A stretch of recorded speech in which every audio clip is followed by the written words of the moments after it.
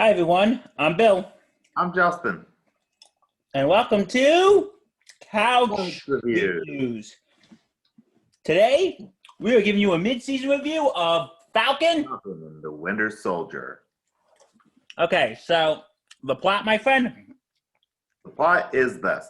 It's a few months after the blip, and world is trying to get back to normal, including Sam Wilson and Bucky Barnes, who are trying to adjust to life after the events of Endgame. Sam's still doing missions for the government, but decides not to take up the mantle of Captain America. Struggling in his personal life as he's finding that life post blip is becoming even more harsh for people like him. We kind of get a new glimpse of what it's like to be a superhero, where that's kind of your only income and business has been dry. Meanwhile, Bucky's trying to make amends to his past. He's in court mandated therapy. He's trying to get on this road to recovery, but they're brought into both of them are brought into a mission involving the Flag Smashers, who want to bring the world back into what it was like before everyone was brought back in the blip. And they have the super soldier serum on their side. So they have to stop the Flag Smashers.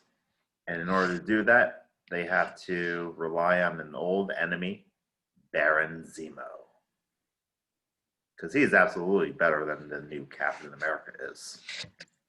Yeah, they have a new Captain America, and his name is John Walker. And he's A a dick. All right, so going into characters. First, let's talk about Sam Wilson, a.k.a. the Falcon. Sam is both of them are much more fleshed out characters, but Sam especially. You get a lot of characterization of Bucky throughout the movies, but Sam, you definitely get a peek behind the curtains there. You get to see his struggles as a black man in America. You get to see his struggles as basically a career superhero who was gone for 5 years, without income for 5 years, and because all the money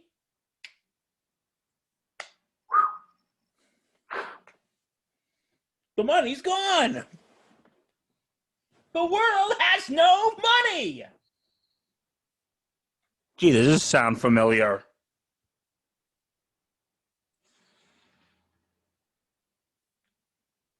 But anyway, and you also see him in his personal life. He's working with, he's helping out his aunt, not his aunt, his sister, mhm, and help her get a loan, especially a loan that he knew that he would have been approved for in the old laws. New laws, not so much. what are those old laws? The pre-blip laws. But he did not get approved. He got denied. Denied. Get to see his struggle with the racial tensions of America. There's a kind of a hard to watch scene between him and these white Baltimore cops after a scene where Bucky and Sam visit the black super soldier from the 40s. Yes, you heard that right. There was a black super soldier that no one knew about. History tried to hide, and whose blood the new super soldier's powers derive from.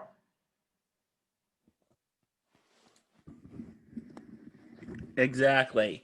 Just yeah, gee, sounds like our own country. But anywho, but yeah, you just see that scene. And I just want to talk about that quick scene with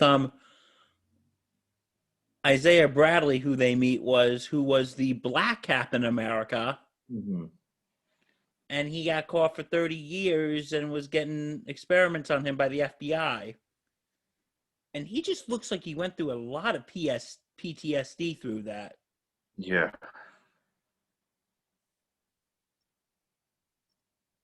Yeah, that's be really rough. I can't possibly imagine what he could have gone through. Um, and even now, like his legacy is these terrorists whose powers derive from his blood. You know, that's a huge burden. And then you also get Zemo. Zemo's in this show, and he's a lot more fun than he was in the Civil War movie. He's much more of a personality, more of a card carrying villain, and more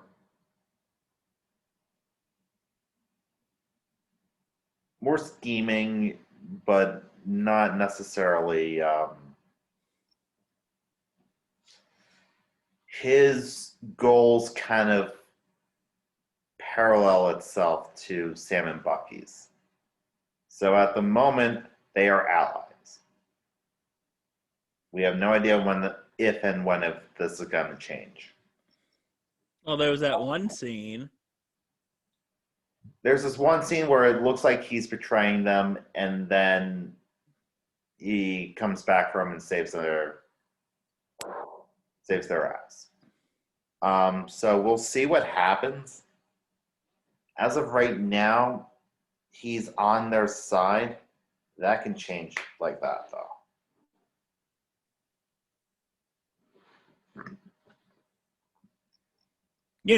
But Justin, the thing.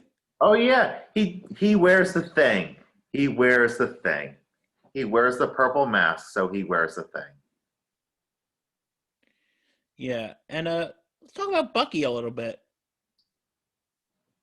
Oof. Bucky,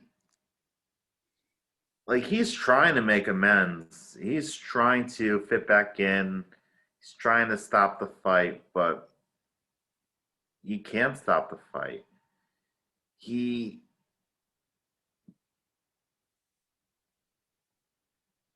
he got messed up by being the Winter Soldier. Um, he remembers every mission he was on. He remembers every person he killed. It's not easy. That there's no way that can be easy. And he will need that therapy probably for the rest of his life. And not to mention, he also was really upset with Sam, mostly in this situation, because he didn't take up the mantle of Captain America. Because He in his thought mind, he thought he was next. no, not that. In his mind, Steve Steve can't be wrong. So by Sam passing the mantle away is him proving Steve wrong. And that, in his mind, means that Steve was wrong about Bucky, which means Bucky should have been Captain America. At least in his mind. Yeah, but Sam doesn't even want to be Captain America. Yeah, so in his mind, then it should have gone to me. But it goes to someone else. Fucking John Walker. Quoting a Rocky Horror Picture Show audience. Asshole. Asshole. He's just an asshole. He's a tool. He's more of a tool than my Swiss Army knife. Whatever the government tells him to do. He does it. Now we know what you're thinking. Wait a minute. Wasn't that the original Captain America too? No, but Steve Rogers, He'll question you if he doesn't believe what he's doing is right. Like, this is how John Walker would go. John, we need you to beat the crap out of those jaywalkers. Okay.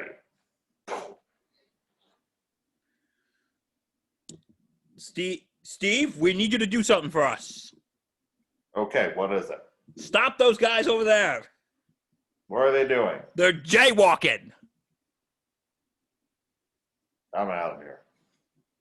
Do it. You have to stop. More must be maintained.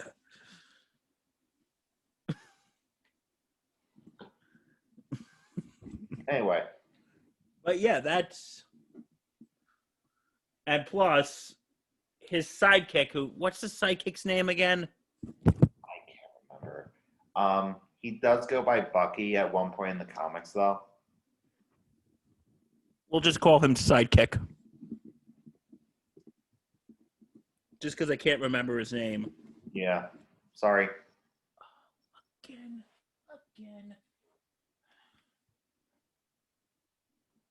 Let's talk a little bit about the action, though, because the action, it's MCU level action. Like, usually when it comes to TV, you can tell it's made for TV action. But this stands up to the rest of the MCU, I think. Yeah, it does stand up to the MCU.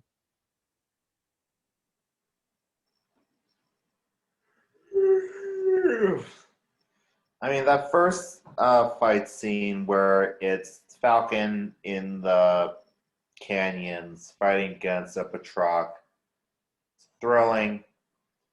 You had all those amazing fight scenes. That one scene involving Sam, Bucky, and John Walker against the super soldiers on that at that base. That was a lot of fun. All the fighting in Madripoor is a lot of fun. Especially the bar fight with Bucky, who goes full Winter Soldier mode while undercover. That was kind of intense, and even Sam was like, "Bro, you good, right? You're not going back to Winter Soldier mode, right?"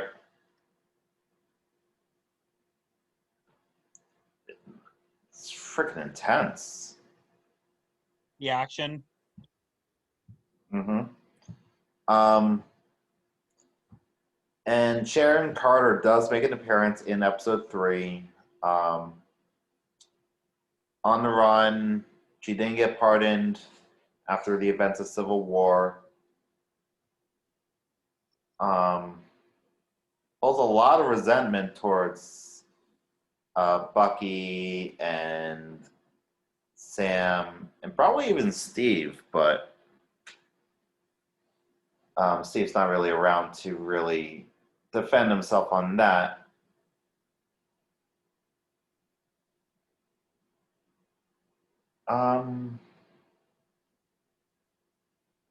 Pretty much all I have right now. Yeah, I thought this was... I just wanted to say more about Bucky. I think his character is kind of deeper because I think what also hurts is kind of like the same thing Steve Rogers went through in Winter Soldier. Hmm. Because at this point, most of Bucky's friends and family are Gone. deceased. They're dead. Yeah. He spends time with an old Japanese guy who eventually is on his list of amendments, making amends. And he also hangs out with this girl, Yeah. which I thought was a cute scene. How old are you? I'm 106. Looks good for 106, doesn't he? He does. But now it's yeah. So, a couple questions. How WandaVision was the setup for the new Doctor Strange movie?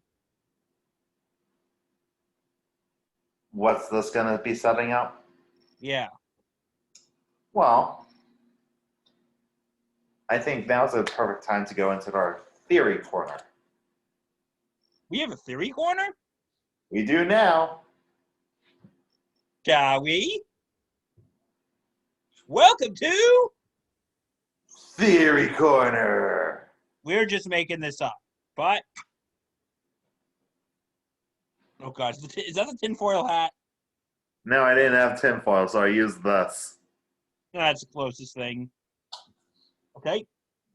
Okay. I'll put something on. Actually, you know what? Screw it. Oh, no, you actually do.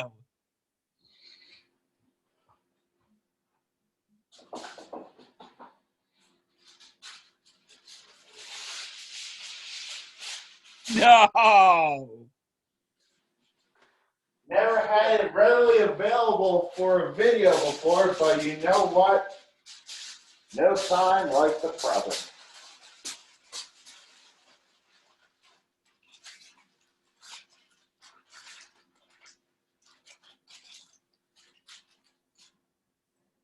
Ladies and gentlemen, Justin's tinfoil hats.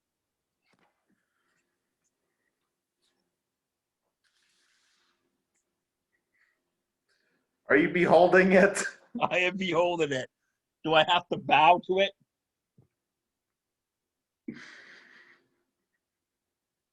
We're not worthy.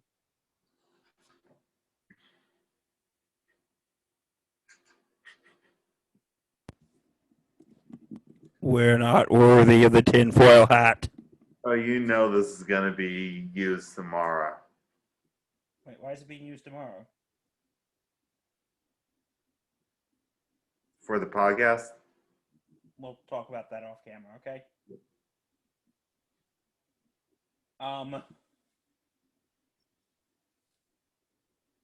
Okay, so what is this theory? I think Sharon Carter is going to be revealed as a villain. Really? Mm-hmm. What, to get back at Sam and Bucky and all of them? Yeah, because one, she's in a shady place like Madripoor. She's obviously doing some stuff on this side that's opposite to what Sam and Bucky are trying to do. I think she's going to be in the wrong on this one. Would be the first time. In the comics, she is the one to assassinate Captain America. Granted, she was brainwashed at the time.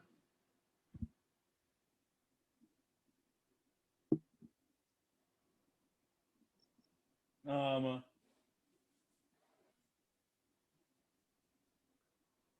yeah, that could be a reason.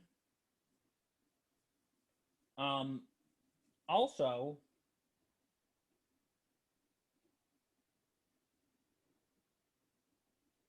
um, could this be a setup for like another Avengers movie? It could. Um,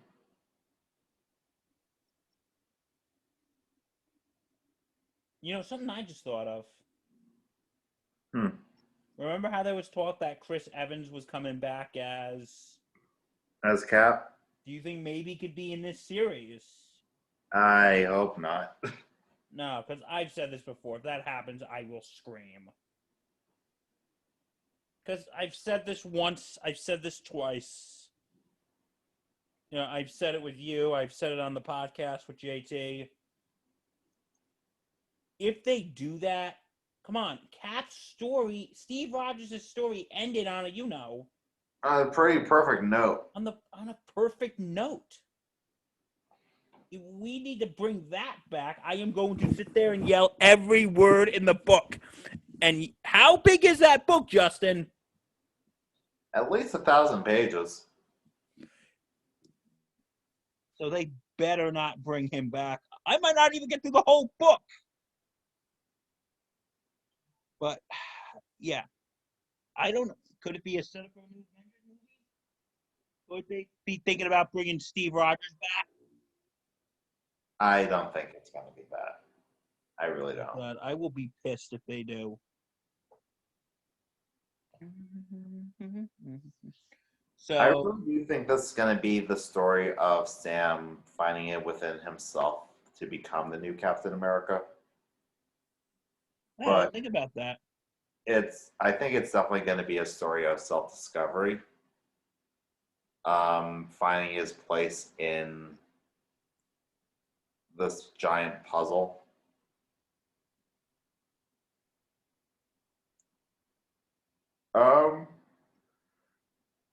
Could be true. But yeah, I still think that Mephisto's behind everything. Oh, like in WandaVision. Listen, it can still happen.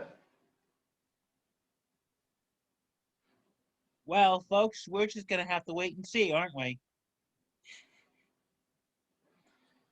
Yep. We have 3 more episodes left. Next episode coming this Friday, midnight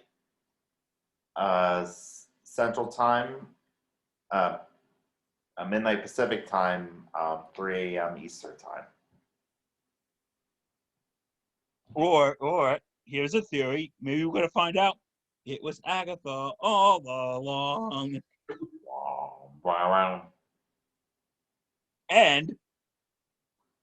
And she killed Sparky.